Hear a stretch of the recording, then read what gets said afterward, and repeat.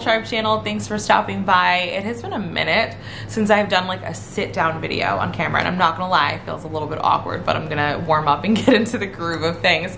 This past month has just been chaos, like work-wise, so busy, and then the weekends have kind of been crazy too, but like good crazy. We've just been trying to enjoy them because the week has been so crazy for us that like when Saturday rolls around, we really try to make a lot of time together as a family, which is why you've been seeing a lot more vlogs than anything else, because it's easier for us to kind of bring you along on those adventures than it is for us to like sit down and make a video, especially on like a weekend or like at the end of the day. So I apologize. That's why I'm so late getting you Josiah's 4-month update, but better late than never. And I took notes and I kept track of all of his developments for the past month, so I'm gonna share those with you today. So to kick things off, Josiah is 15 pounds and he is 24 inches long. So he's definitely gotten bigger since last month. I think at his last doctor's appointment, which was closer to the end of his 3rd month, he was like 13 point something. So I would say probably closer to when he actually turned 4 months. He was in between the two, probably like 14 something. And he's definitely grown an inch in the last month, and I can actually like see it because he has a little stand me up like activity center, and when we first were putting him in it, his feet could not reach the bottom of it, and I had to put books under him to keep his feet steady, like to keep them on something. And I started to notice throughout the course of the month that like little by little his feet were able to reach the bottom. First it was just like one foot on its tippy toes, and then slowly it became a situation where he's actually standing in there now. So that was really exciting. So for diapers, we're literally just transitioning him into a size 2.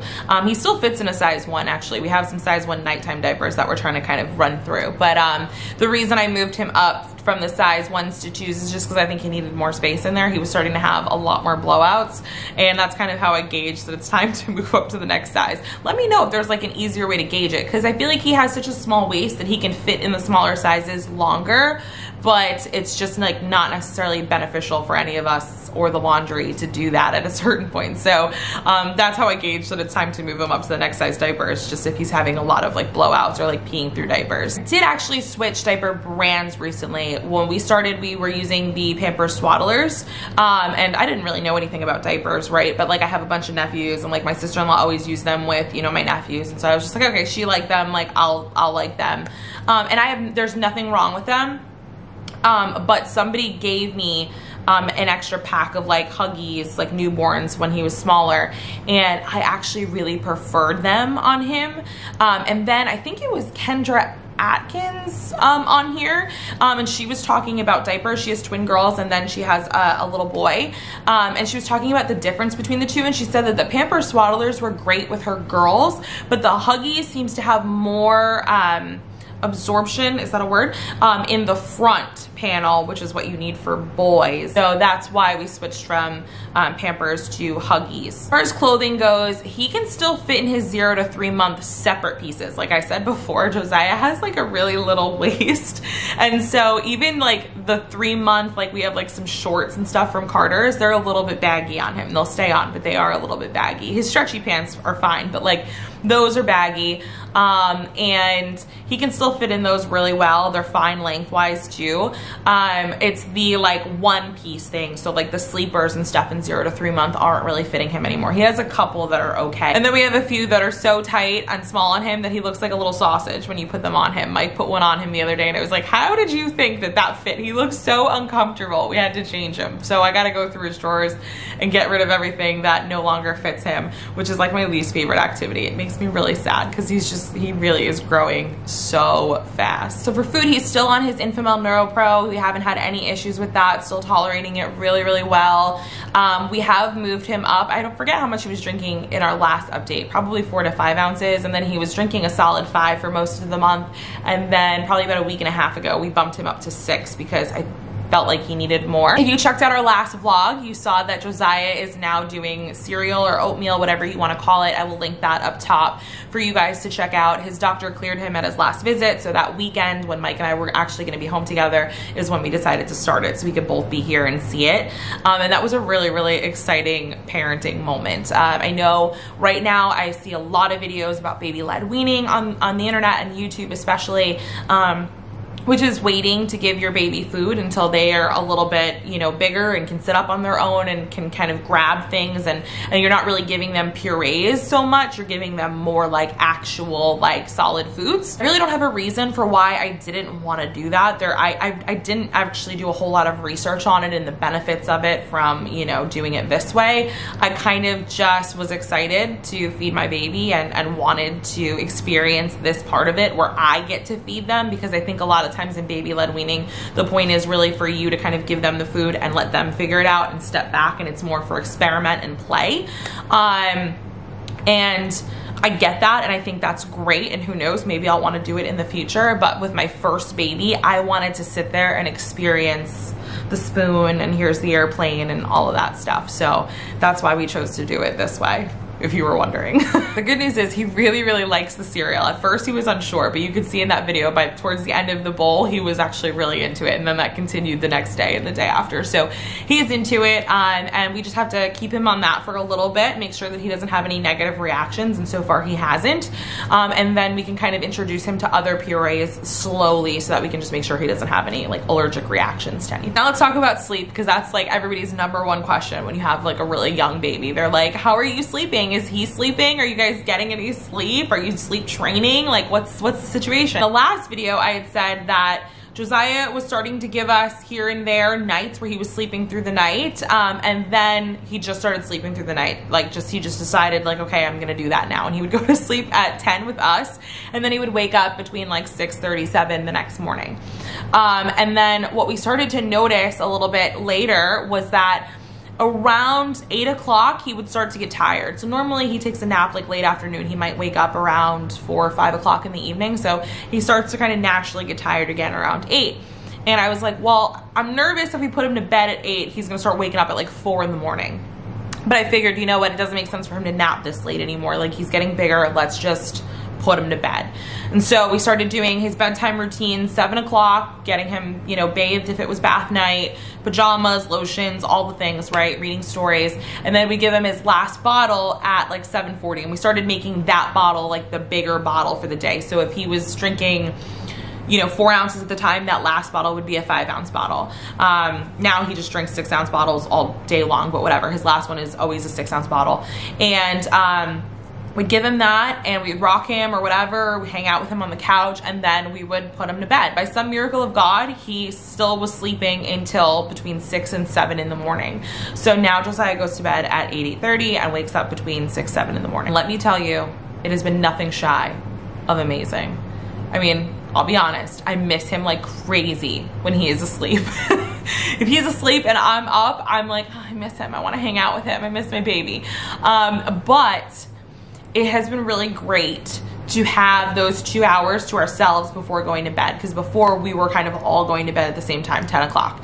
And so now Mike and I still go up to bed at around 10 o'clock, but since Josiah has been in bed since 8, Mike and I have had those kind of last hours to ourselves, and that helps us do a lot of things. It helps us clean up around the house if we need to. It helps us, you know, if I have to work late, I can log back in and work a little bit later, or we have couples time together. We can pour a glass of wine and hang out. Like the other day, we filled up the baby pool in the backyard after we put him to bed, and we sat out there and had a glass of wine in the baby pool in the backyard because it was so hot. And that was just like our chill, like parents hangout for the evening. So it is great to have like just those 2 solid hours at the end of the day to do whatever you need to do.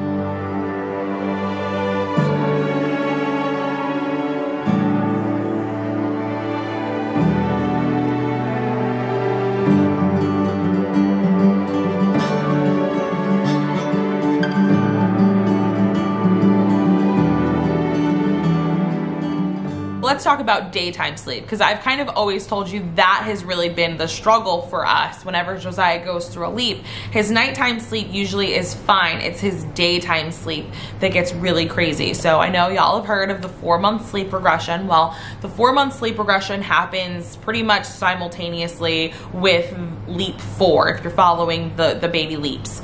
Now, I don't think that's a coincidence. I think that the 4-month sleep regression is a result of all of the changes and everything that's happening, you know, neurologically and developmentally with your child during leap 4. I knew a mom who has a son who's about a month older than Josiah, and I remember I was on Instagram stories talking about the 3rd leap, and she said, girl, just hold on, because that 4th leap is really real. And so I was like, oh, great. And then I looked it up on the Wonder Weeks app and I was like, oh my gosh, the 4th leap is like 31 days long. It is long. And I was like, oh, I don't know if we're gonna make it. That seems like a lot. It's gonna be a hard month. So Josiah entered the 4th leap and at first it was fine and then it escalated very, very quickly. The 4th leap was hard. And so his sleep regression in leap 4 / the 4-month sleep regression was really his daytime sleep. All of a sudden, this kid would not sleep during the day for anything. It didn't matter how dark you made the room. It didn't matter how noisy the sound machine was or how much it sounded like a womb. Nothing mattered. Okay, the kid didn't want to sleep during the day. He was taking 15-minute naps. 15-minute naps. The longest nap he would take was 30 minutes. And now you guys know I'm back at work from home. I'm working from home. And so I can't handle 15-minute naps when I'm also trying to work. Like, it was really, really difficult. And it was really frustrating because I couldn't get anything done. But not only that, a 15-minute nap does not suffice for a 4-month-old baby. Like, he needed more sleep during the day and he just wasn't getting it. So obviously that affected his mood. He was really clingy. He wanted to be held a lot. Which is, you know, it's hard to work like that, but it was like, okay, as long as you're not screaming, like, I'll figure it out. But it was difficult the first couple of weeks of leap 4. I would say like the first 2.5 weeks. The second end of that leap, that tail end of leap 4, was a lot easier, a lot better.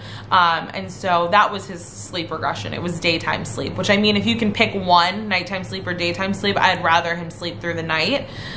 So I was okay with it. But towards the end of that leap, it did balance itself out. And now Josiah is back to consistently napping during the day for longer naps. He's actually napping right now as we speak. So I touched a little bit on leap 4 in talking about his sleep, but a lot of really cool things happened during leap 4 in this 4th month of Josiah's life. It's just been so cool to see him like grow and change and see all the new things that he can do. His eyesight has gotten better. He can now see from like a distance, like he can see you from across the room, and he really tracks and follows you with his eyes. He recognizes faces now, whereas before it was a little bit fuzzy. I think for like the first like 3 months of your child's life, you're essentially just like a cafeteria lady. Like, you're just feeding them constantly. And they're very unappreciative. But the 4th month is really cool, or the end of the 3rd month into the 4th month is really cool, because that all really does start to change. They really start to understand who you are in relation to them and what you do for them, and they love you for it. Like, they smile when they see you. He can now grab at things, which has been really fun to see him play with his toys. He's got the Fisher-Price like Sit Me Up, and he has started to flip the toys and play with them and do all of that in his stand-up activity center. He's got it's like a little keyboard thing. He likes to push the buttons and listen to the music, and he'll play with all the little toys on it. So it's been really cool to see him start to play, because before he was kind of just a potato, and now he can actually like do things. Another development is actually that Josiah rolled over for the first time in his 4th month. I actually caught it on camera, so I'm gonna insert the clip for you.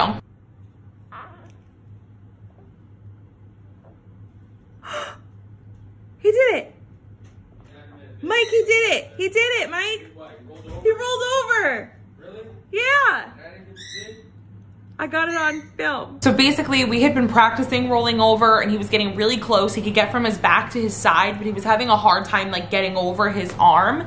And so I'd been trying to catch him on film for literally days. And this particular time, I was ordering stuff off of Amazon. I wasn't paying attention. He was doing floor time, and I looked down at him, and I was just like, I wonder if this is gonna be the time. Let me just try. And he was already on his side. He had already gotten from his back to his side, and he actually managed to make it over onto his belly. And I was just like, oh my gosh, I can't believe he did it. And so I was so glad that I caught that on camera. But it was funny, he was so determined to do it, and then he did it that one time, and then he was like, I'm good, I don't really need to do it anymore. And actually, when we went to the doctors last week, I told her that, and she was like, well, he's got to keep working on it. Like, he should be kind of like rolling around by now. And so just kind of keep practicing, doing a lot of that floor time with him, playtime, and just see what happens. And so we definitely amped, that was on Wednesday, we definitely amped it up the next like couple days, 3-4 days, and And honestly, now he's rolling all over the place, and he's even rolling around in his crib, and he has started to, we had to stop swaddling his arms in his crib because he started sleeping on his side. So yeah, he's all over the place now, and that's gonna be fun. I'm at the point where I check his mouth pretty much every day to see if I can see any development as far as teeth. I don't see anything yet, but he is drooling like a ton, and he's putting everything in his mouth. Everything goes in his mouth. His hands, any of the toys that he picks up, his bib, he shoves that in there, just like everything he wants in his mouth. And so I have a feeling that we're coming up on teething, which is exciting, but I'm also really just worried about how that's going to affect him. It just makes me sad to think about my baby like in pain and just like not himself. So I don't know if I'm excited for that development or not, but I'll keep you posted. As far as things that Josiah really loves right now, he really enjoys standing up. Whether you're holding him up or he's in his little activity gym, which is which one do we have? This is a skip hop one, the one with like the stars and clouds on it. I don't know the exact name, but he really enjoys that thing. And it keeps him busy for quite some time. And he just like enjoys being just upward, and that's great. He's developed really strong legs this last month. Like if he's in like a seated position on your lap and he wants to stand, he can push himself up to stand, which is like crazy to me that he's that strong already, but he really just wants to be upwards all the time. He really loves the water. I know I've said in past videos that he loves bath time. He really does enjoy bath time. And so we were hoping that would translate into him like loving like the water and like pools and stuff like that. And now that we joined the pool club and we're doing that on the weekends a lot, we found that he really enjoys being in a pool. He doesn't so much love like floaties or being in a floaty, but if you're holding him, he likes it. As far as dislikes go, I honestly can't think of any. Like he's just so chill and just like low maintenance as a child. So nothing really exciting happened this month as far as, you know, getting closer to finalizing his adoption. We did have to get fingerprinted again. You do that in the beginning when you're doing your home study. It's part of your background check, but they only last a year, and your home study only lasts a year, but your home study freezes once you get placed with a child. So we got placed with Josiah probably what, like 2 months before our home study had been approved the year before. And so that froze. However, your fingerprints and your carry background check, those keep going. Those do expire after the year. So we had to update our fingerprints and our carry forms, which we did the carry forms before, but we had to update fingerprints. And we didn't want to go when the coronavirus was really bad, so we actually just went at the beginning of July, got that done, so that's done. We had another post-placement visit. That was our third. We have one more at the end of August. I just heard back from our agency that I think like mid-August they can submit their consent to adopt, and then our attorney can file to get a court date for us to finalize the adoption. So I think that'll happen maybe sometime in September, October. I'm not really sure. Sorry, I had to take a quick little break there because this little guy woke up from his nap. What is that face?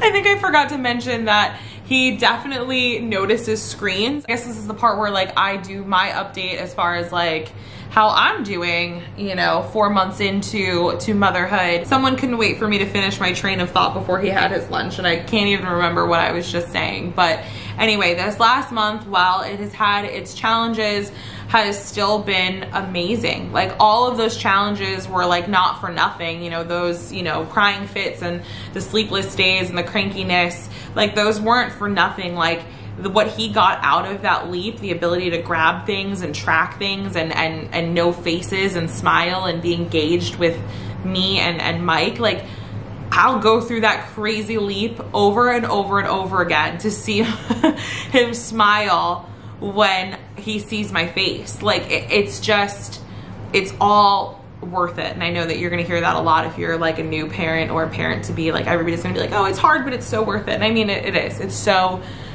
very true. There's this last month in being a work from home mom.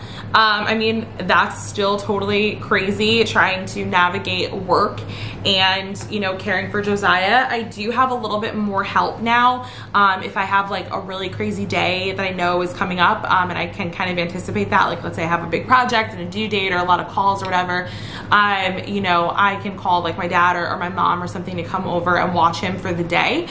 So that's been really helpful. Doing what I got gotta do to just, you know, be good at both, and it is difficult, and usually something falls by the wayside. So if I'm doing good at my job and I'm doing good at being a mom, my house is atrocious. Just remember that. Like, I never have it all together all at the same time. Again, I'm sorry this update was so late, but I really do hope that you guys enjoyed it. I'm glad Josiah woke up and crashed the last half of it so that you guys could see him. If you did enjoy this video, please give it a thumbs up. You can leave me any questions or comments you have down below. And don't forget to subscribe if you haven't already for more videos from us in the future. And I'll see you guys in our next one. Bye.